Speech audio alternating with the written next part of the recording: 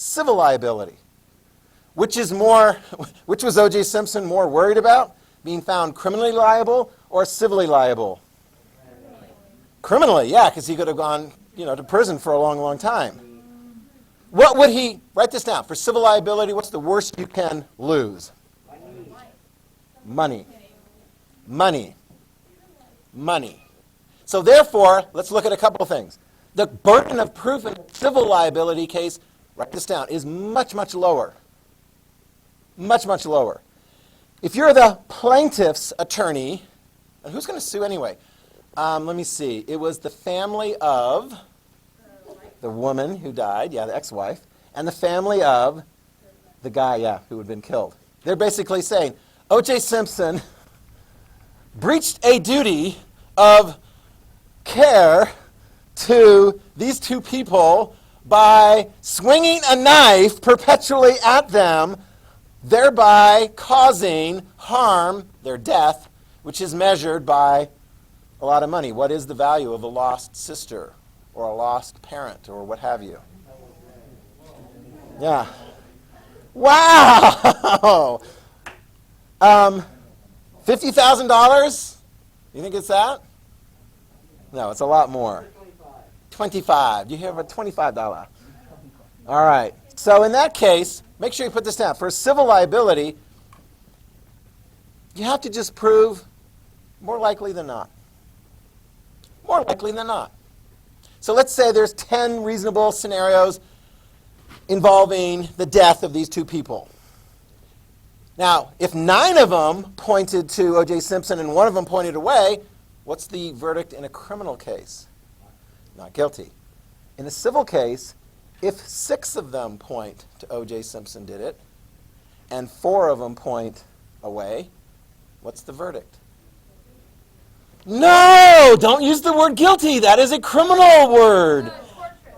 Liable. Very good. O.J. Simpson, at the end of the civil trial, was not smiling because he was found liable. In other words, here's a trick question. Did a jury in the O.J. Simpson trial find that he killed the 2 people or not? Depends on which case you look at. In the criminal one, they found that they had a reasonable doubt, so therefore they found not guilty. In the civil case, they were like, yeah. And there was a couple of things that happened in the civil case as well. Besides that lower burden of proof, he had to testify. In fact, make a little note of this. We'll come back to this when we get to the Fifth Amendment. He had to testify. He had to testify.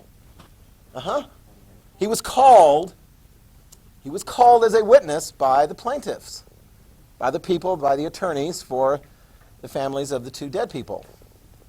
They put him on the stand and they asked him questions. They asked him about this, that, and so forth, and his answers were all over the place. He was not a credible witness. Why couldn't he just say, I'm pleading the Fifth?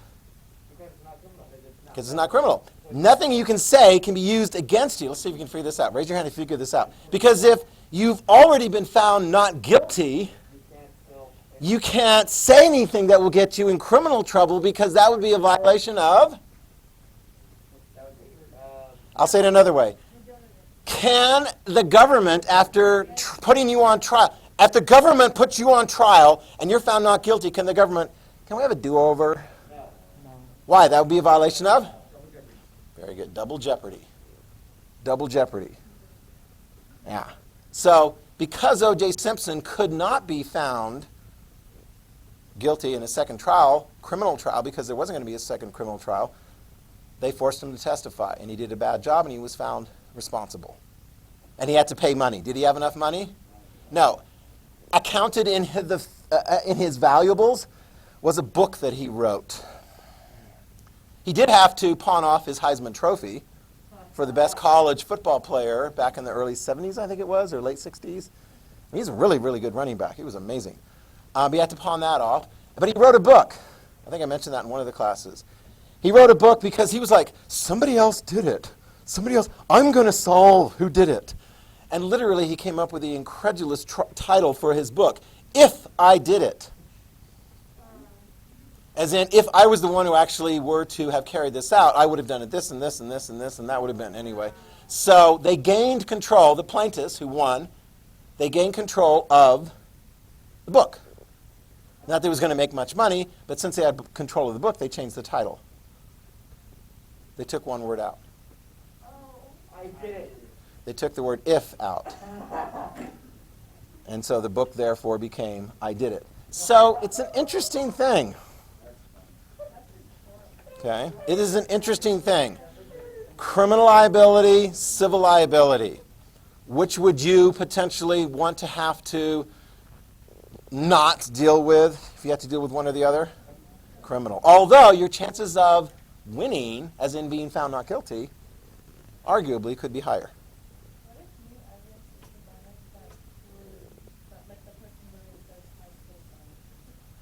Here's the scenario. Are you ready? We're going to answer this question. What if O.J. Simpson walked out of the court having been found not guilty and said, "Ha, you suck! I did it!" Could he be found guilty on a retrial? There's no retrial. In America, double jeopardy. The government gets that one crack at you.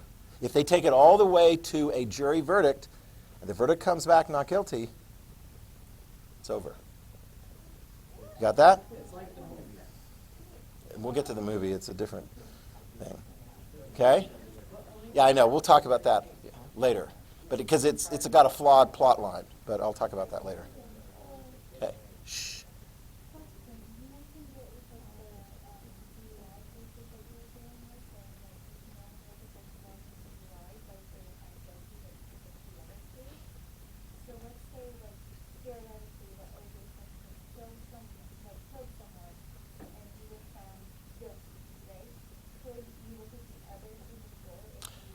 That would be relevant for sentencing. Yeah. So if somebody is sentenced for, let's say that there's a serial murder and you guys are all on the jury, and so I'm the prosecutor and I'm trying to prove that this one person killed this one person in the situation, that's all you have in front of you. If you find that person guilty, I go then to the judge and say, "Your Honor, we got this guilty verdict plus ding, ding, ding, ding, ding, ding, ding, all these other ones. This is what we're asking for as far as a sentence." Does that make sense? Yeah, and the DUI thing was kind of like, check this box, but you really shouldn't be telling somebody that they've done a whole bunch of really bad stuff, because does the existence of really bad stuff mean that that person did something bad on this occasion? No. Do you think the prosecutor would like to bring that stuff up to the jury? Yeah. How can they bring that in? Sometimes you can do it to establish identity. Let's say that I need a perp here. I need a volunteer for a perp. Okay, you're the perp. You're the Pink Panther, okay? So you're a thief, and you leave behind a mark, a glove or something, right? So here we go. We have found you guilty on previous cases involving the leaving of this identifiable thing, this glove. And now we're trying to prove that you are the one behind this latest theft where a glove was left. So we want to bring in that you did it with the glove, you did it with the glove, you did it with the glove. Oh, and by the way, this diamond was taken and a glove was left. Any doubt as to who did it? He's going, it's a setup. Somebody's stealing my, But, I mean, you can see how those kinds of things, you try to bring those things in, but the court is always trying to keep it fair. Okay? Keep it fair, keep it fair. All right, who determines these things? Because we're going to spend most of this unit talking about the appellate court, Supreme Court. They don't do trials. Okay? The very first level of a case is at the trial level. You ready? At the trial level. In a trial level, they will determine what the facts of the case are. That's the lowest level of a case, whether it's a civil case or it's a criminal case. And you get a different group of people. For example, in a trial, you're going to have jurors, average people from the community called upon to do their jury duty. And it is kind of a pain, because when I get called for jury duty and it's like the school year, I'm like, because I don't know exactly what day of the week it's going to be. You're sort of on call for the entire week, and I'm like, oh my gosh, this is going to be a mess for sub. So sometimes I'll like call them up and go, can I delay it until the summertime so it doesn't mess up with my teaching plans and so forth? Because if they bring it, what's that? It seems like I've been called up like once every 6 or 7 years. And I figure that if I'm a potential jury, they're not going to want me. Who wants me on a jury? I know too much. Who wants to tell the jury what's going on? The lawyers, not some yahoo who used to be a lawyer way back when. You know, I could get on a jury and I could be like a super juror, right? Because supposedly I have a little bit more nonsense understanding and, you know, things like that. So I think I'd probably get bumped anyway. But no, in a trial, you could have a jury, or, write this down, the judge could be the determiner of fact. The judge could determine the facts. If the judge isn't determining the facts, then the jury is. What does the judge do? Sits there and is like the official to make sure things are fair. Well, yeah, and actually it's a very important thing, because if somebody wants to like bring in all kinds of stuff like, can you tell me about how that person like beat you up in the parking lot? I know it doesn't have anything to do with the case, but I want to show that this guy's a real jerk. And I think the jury will really love to hear what a jerk this is. Is that fair? Of course not. That's not fair. So the judge has to officiate and provide fairness in a case. You have plaintiff's lawyers. You have defense lawyers. Over here, I don't know if we got that person. You would have like a witness. They will take testimony. They will do all those various different things in the case. Okay? And by the way, if you ever are facing a criminal trial, you do have a right to have a jury. Let's go ahead and tell you this story right now. If you're facing a criminal trial, let's say, because this actually really happened. There was a guy, he was in Idaho, he was hunting. What do you call it when you're hunting creatures you're not supposed to hunt, or you're not supposed to hunt during it's called poaching. It's against the law. You're hunting where you're not supposed to, or you're hunting animals when you're not supposed to. So he was poaching. Who would be potentially enforcing that kind of a law in the state of Idaho? Anybody get it? How many of you guys are like hunters? Right? So who would be the ones that you'd be like, their responsibility is to enforce like poaching laws?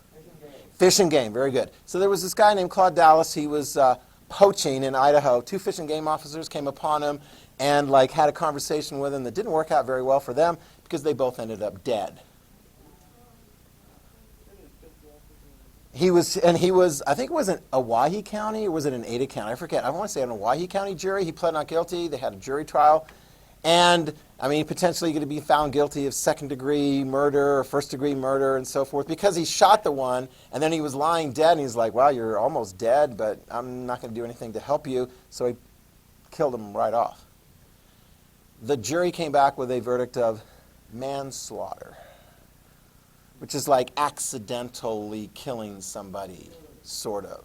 So they had a bunch of choices, like murder, second-degree murder, manslaughter, not guilty. So they came in with manslaughter, didn't get as much of a sentence. The guy's in prison in Ada County, and he doesn't like being in prison. I mean, who doesn't like being in prison? He didn't like being in prison. He figured out a way to escape. So he escaped, and he headed to California. I don't know. I mean, he escaped. By the way, do you think escape is a violation of criminal law? Yeah. You too, yeah. He was ultimately captured, brought back to Ada County, where he was charged with escape. He pled not guilty. He had a jury trial. He pled not guilty. And he was a soft-talking, soft-spoken cowboy kind of guy, and he just really hit it off with the jury that was selected from Ada County people. Seriously.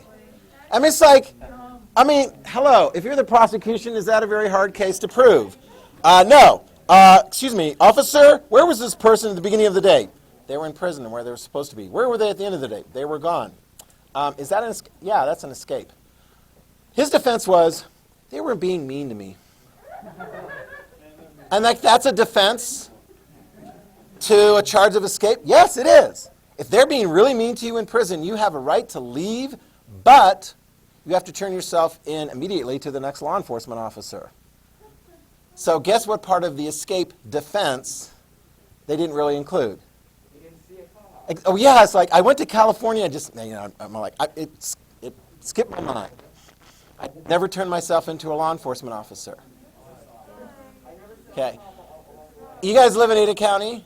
The jury in Ada County for this felony charge of escape, 12 jurors found unanimously not guilty. Are you kidding me?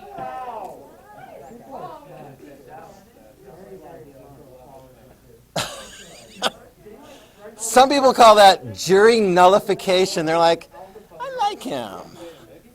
I don't think they treated him very well. So what did he do? He went back to prison for the remaining part of the manslaughter case, and he finished out his prison term. I think they shipped him off to some private prison or someplace in Nebraska or whatever, because he wasn't being treated very well, according to him, in the Idaho penitentiary. And then he finished his term, and now he's a free man, I guess. I don't know. So, jury, if you get a right to have a trial, you're like, yeah, I plead not guilty, and give it to a jury trial. Because who else will determine the outcome of the case? The judge. Okay? And the judge could come back in all kinds of various different ways.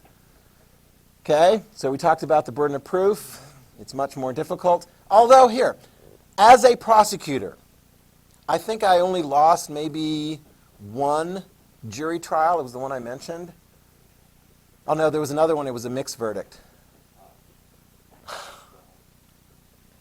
Yeah, this big guy drank way too much, got in a car.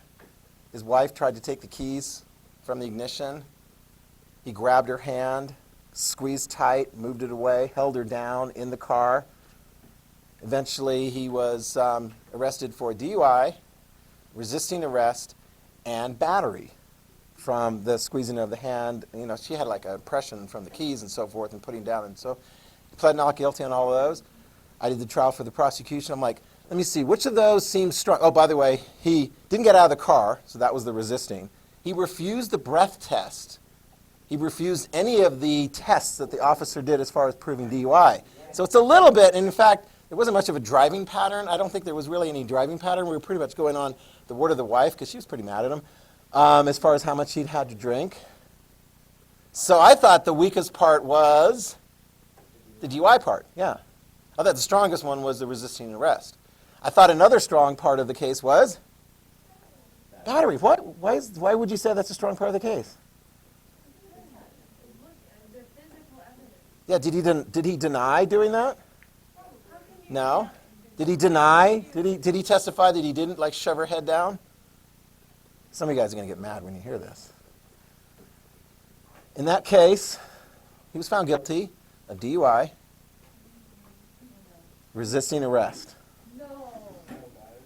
and not battery. This was in the 90s. This is in the 90s. This is in the 90s. People are like, well, we just don't want to interfere in, domestic relationship and so forth. So, that was kind of like, anyway.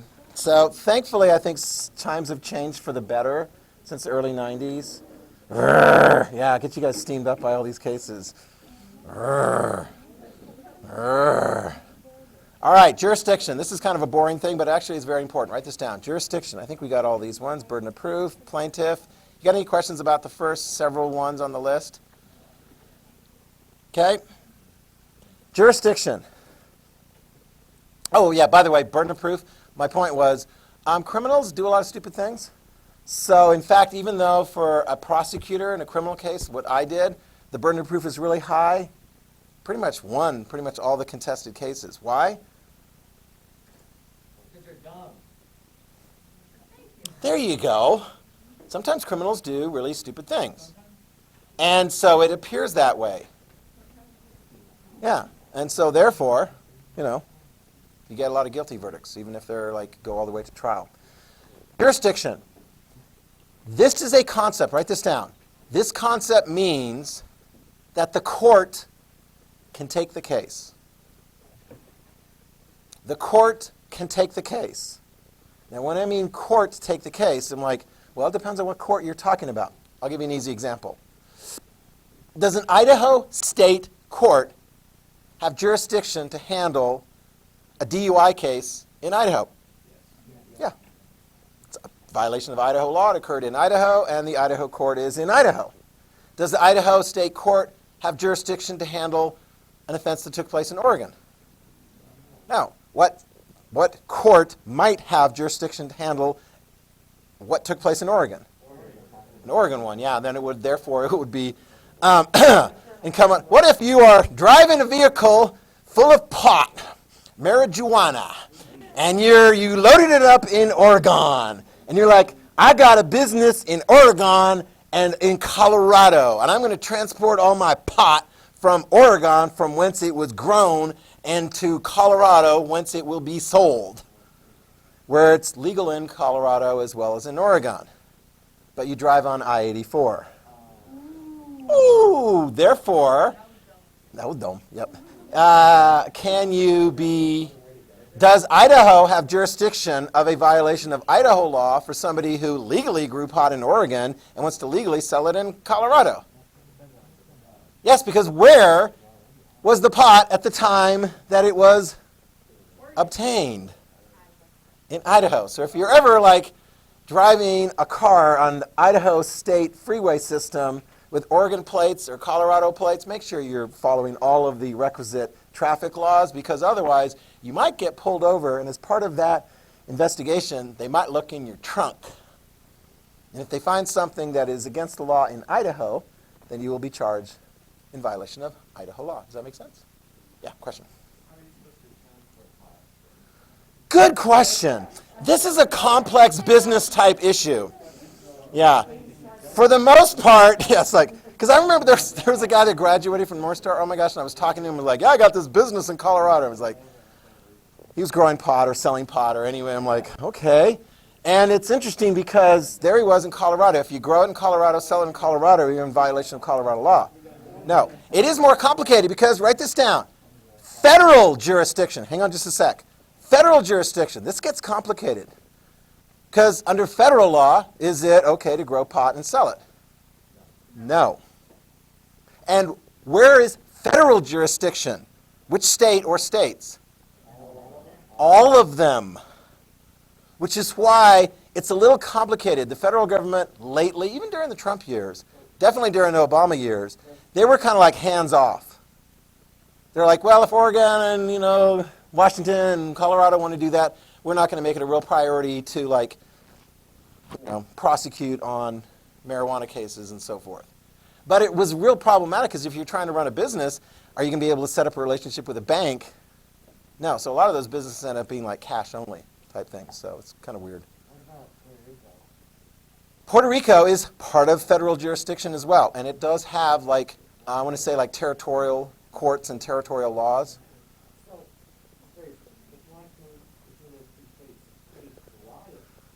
Good question. Good question. That's a good question.